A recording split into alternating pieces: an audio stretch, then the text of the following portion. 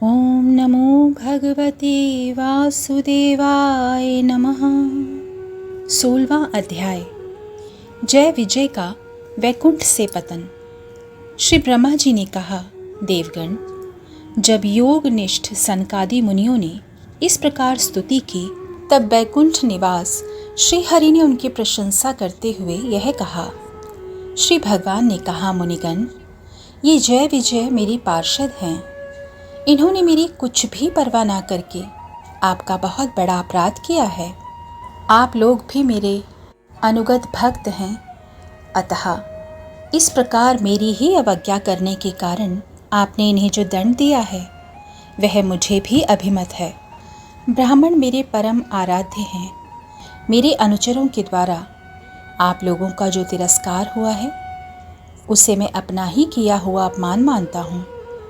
इसलिए मैं आप लोगों से प्रसन्नता की भिक्षा मांगता हूँ। सेवकों के अपराध करने पर संसार उनके स्वामी का ही नाम लेता है। वह अपयश उसकी कीर्ति को इस प्रकार दूषित कर देता है जैसे त्वचा का चर्म रोग। मेरी निर्मल सुयश सुधा में गोता लगाने से चांडाल पर्यंत सारा जगत तुरंत पवित्र हो जाता है। इसीलिए मैं विकुंठ कहलाता हूँ, किंतु यह पवित्र कीर्ति मुझे आप लोगों से ही प्राप्त हुई है। इसलिए जो कोई आपके विरुद्ध आचरण करेगा वह मेरी भुजा ही क्यों ना हो, मैं उसे तुरंत काट डालूंगा। आप लोगों की सेवा करने से ही मेरी चरण रज को ऐसी पवित्रता प्राप्त हुई है कि वह सारे पापों को तत्काल नष्ट कर देती है। और मुझे ऐसा सुंदर स्वभाव मिला है कि मेरे उदासीन रहने पर भी लक्ष्मी जी मुझे एक क्षण के लिए भी नहीं छोड़ती। यद्यपि इन्हीं के लेश मात्र कृपा कटाक्ष के लिए अन्य ब्रह्मादि देवता नाना प्रकार के नियमों एवं व्रतों का पालन करते हैं, जो अपने संपूर्ण कर्मफल मुझे अर्पण करके सदा संतुष्ट रहते हैं, वे निष्काम ब्राह्मण ग्रास ग्रास पर तृप्त होते हुए घी से तरह तरह के पकवानों का जब भोजन करते हैं, तब उनके मुख से मैं जैसा तृप्त होता हूँ वैसा यज्ञ में अग्नि रूप मुख से यजमान की दी हुई आहुतियों को ग्रहण करने से नहीं होता। योग माया का अखंड और असीम ऐश्वर्य मेरे अधीन है, तथा मेरी चरणोदक रूपिणी गंगा जी चंद्रमा को मस्तक पर धारण करने वाले भगवान शंकर के सहित समस्त लोगों को पवित्र करती हैं। ऐसा परम पवित्र एवं परमेश्वर होकर भी मैं जिनके पवित्र चरण रज को अपने मुकुट पर धारण करता हूँ, उन ब्राह्मणों के कर्म को कौन नहीं सहन करेगा।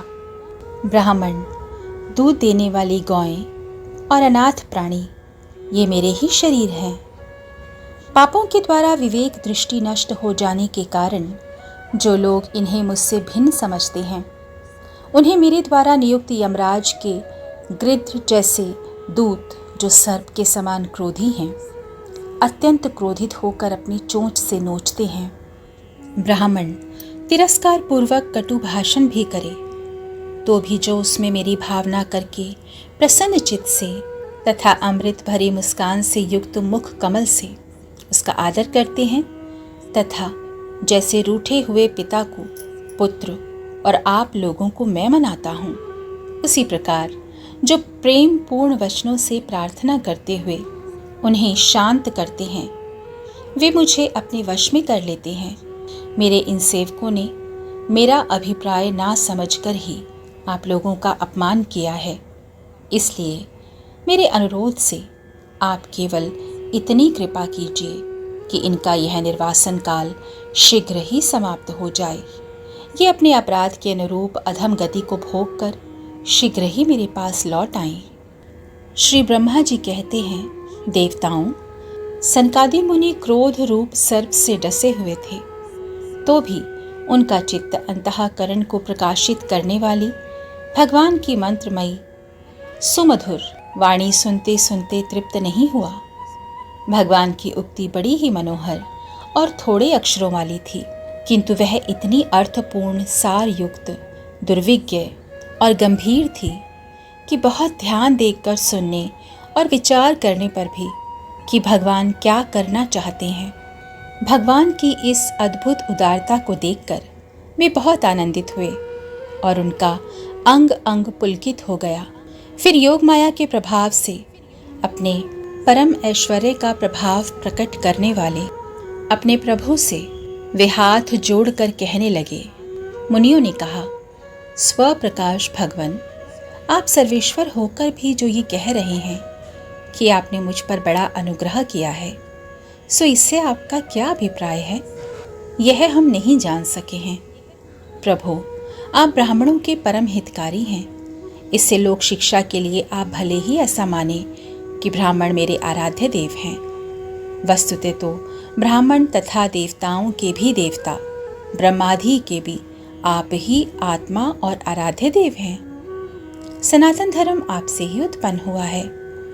आपके अवतारों द्वारा ही समय समय पर उसकी रक्षा होती है तथा निर्विकार स्वरूप आप ही धर्म के परम गुह्य रहस्य हैं। यह शास्त्रों का मत है। आपकी कृपा से निवृत्ति परायण योगी जन सहज में ही मृत्यु रूप संसार सागर से पार हो जाते हैं। फिर भला दूसरा कोई आप पर क्या कृपा कर सकता है। भगवान, दूसरे अर्थार्थी जन जिनकी चरण रज को सदा अपने मस्तक पर धारण करते हैं, वे लक्ष्मी जी निरंतर आपकी सेवा में लगी रहती हैं। सो ऐसा जान पड़ता है कि भाग्यवान भक्तजन आपके चरणों पर जो नूतन तुलसी की मालाएं अर्पण करते हैं, उन पर गुंजार करते हुए भौरों के समान वे भी आपके पाद पद्मों को ही अपना निवास स्थान बनाना चाहती हैं, किंतु अपने पवित्र चरित्रों से निरंतर सेवा में तत्पर रहने वाली उन लक्ष्मी जी का भी आप विशेष आदर नहीं करते। आप तो अपने भक्तों से ही विशेष प्रेम रखते हैं। आप स्वयं ही संपूर्ण भजनीय गुणों के आश्रय हैं। क्या जहाँ तहाँ विचरते हुए ब्राह्मणों के चरणों में लगने से पवित्र हुई मार्ग की धूली और श्री वत्स का चिन्ह आपको पवित्र कर सकते हैं? क्या इनसे आपकी शोभा बढ़ सकती है? भगवान, आप साक्षात धर्म स्वरूप हैं। आप सत्यादि तीनों युगों में प्रत्यक्ष रूप से विद्यमान रहते हैं तथा ब्राह्मण और देवताओं के लिए तप, शौच और दया अपने इन तीनों चरणों से इस चराचर जगत की रक्षा करते हैं। अब आप अपनी शुद्ध सत्वमयी वरदायिनी मूर्ति से हमारे धर्म विरोधी रजोगुण तमोगुण को दूर कर दीजिए। देव, यह ब्राह्मण कुल आपके द्वारा अवश्य रक्षणीय है। यदि साक्षात धर्म रूप होकर भी आप सुमधुर वाणी और पूजन आदि के द्वारा इस उत्तम कुल की रक्षा ना करें, तो आपका निश्चित किया हुआ कल्याण मार्ग ही नष्ट हो जाए, क्योंकि लोग तो श्रेष्ठ पुरुषों के आचरण को ही प्रमाण रूप से ग्रहण करता है। प्रभु, आप सत्व गुण की खान हैं और सभी जीवों का कल्याण करने के लिए उत्सुक हैं। इसी से आप अपनी शक्ति रूप राजा आदि के द्वारा धर्म के शत्रुओं का संहार करते हैं, क्योंकि वेद मार्ग का उच्छेद आपको अभीष्ट नहीं है। आप त्रिलोकीनाथ और जगत प्रतिपालक होकर भी ब्राह्मणों के प्रति इतने नम्र रहते हैं। इससे आपके तेज की कोई हानि नहीं होती। यह तो आपकी लीला मात्र है। सर्वेश्वर, इन द्वारपालों को आप जैसा उचित समझे वैसा दंड दें अथवा पुरस्कार रूप में इनकी वृत्ति बढ़ा दें। हम निष्कपट भाव से सब प्रकार आपसे सहमत हैं प्रभु। अथवा हमने आपके इन निरपराध अनुचरों को श्राप दिया है, इसके लिए हम ही को उचित दंड दें, हमें वह भी सहर्ष स्वीकार है।